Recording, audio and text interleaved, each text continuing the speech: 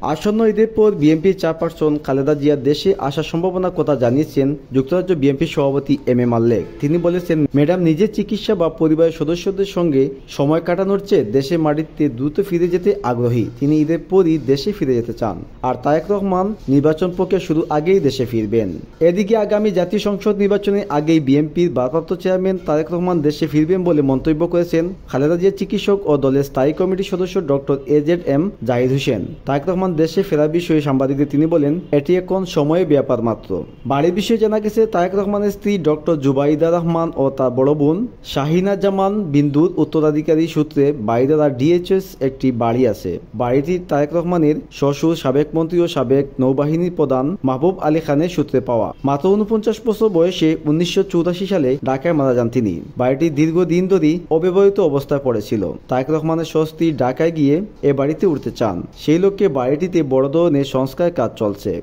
বাড়ির kitchen, bathroom সহ অনেক অংশ ভেঙে আধুনিক ডিজাইনের কাজ করানো হচ্ছে। গত 20 মার্চ হাইকোর্ট থেকে সব মামলা খালাস পেয়েছেন তারেক রহমান। বিএনপির আইনজীবীরা বলেছেন, এখন তিনি দেশে ফিরে সরাসরি রাজনীতিতে অংশ নিতে পারবেন।